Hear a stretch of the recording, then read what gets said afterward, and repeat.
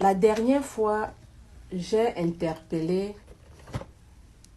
certains consommateurs qui passent le temps à afficher les commerçants, que ce soit dans l'agroalimentaire, dans la restauration ou dans les produits cosmétiques. Et les commerçants ont applaudi. Les commerçants étaient contents.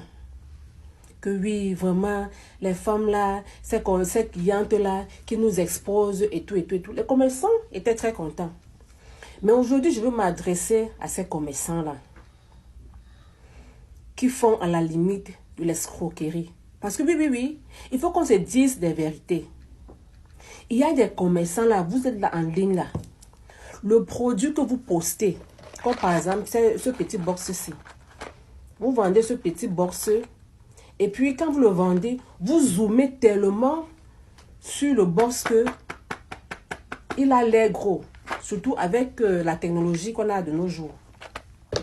Alors, quand le client achète, en fait, il y a erreur sur la marchandise. Parce que quand le client achète, il achète un gros, comment je vais dire ça? Un gros box. Dans son esprit, à l'intérieur de lui, il a pris un gros box. Et quand tu viens faire livrer, c'est un petit box. Est-ce que toi-même tu vois que c'est correct? Il y a tromperie. Donc, de plus en plus, les gens se plaignent. Et puis, même quand tu livres, parce que généralement, c'est le livreur que vous envoyez. Hein. Vous êtes carrément dans vos bureaux, dans vos entreprises. Et c'est le livreur qui reçoit le courroux des clients. Et puis, qu'on appelle même l'entreprise, vous ne décrochez pas. Soit disant, vous avez une pile de messages. Votre messagerie est pleine. Oui, votre messagerie est pleine. Sauf qu'après un jour, après 2 jours, après une semaine, après un mois, vous ne réglez pas la situation. Après, quand on vous expose, vous commencez à vous plaindre.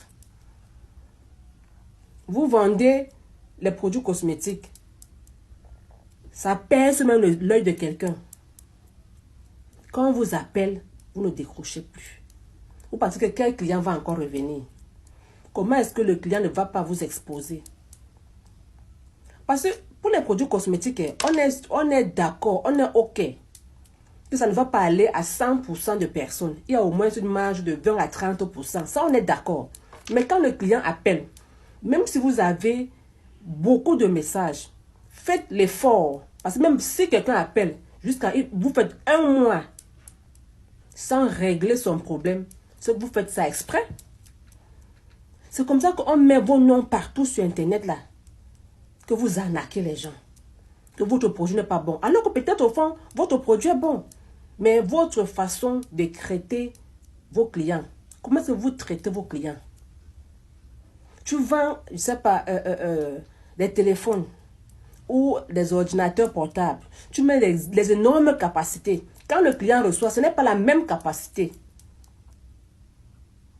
Tu as par exemple le téléphone, si c'est pas moi, à 500 gigas, par exemple. Quand le client reçoit le téléphone, il reçoit un téléphone de 35 gigas. Vous faites ça comment? Vous faites ça comment? Et après, on vous expose, vous vous plaignez. Look out. Faites attention, parce qu'après, les clients vont prononcer les malédictions sur vos business. Quand ça va commencer à tourner au vinaigre, ça sera que, oh, je ne sais pas ce que j'ai fait. Mes choses sont toujours comme ça. C'est parce que tu es malhonnête. Tu comprends, non? Il faut arrêter ça très rapidement. Parce que quand on parle au client, tu es fort. Mais tu oublies que toi-même, tu ne fais pas bien ton travail. Il y a certains commerçants qui ne font pas bien leur travail. Du tout. Quand le client même, peut-être, le jour qu'il prend le téléphone, il envoie le client aller se balader. Est-ce qu'on fait ça? Quelqu'un qui t'a donné son argent. Quelqu'un qui t'a fait confiance. Maintenant que toi, tu vends, mais il y a même d'autres qui cherchent à vendre, mais ils ne vendent pas. C'est toi qui joues avec les clients.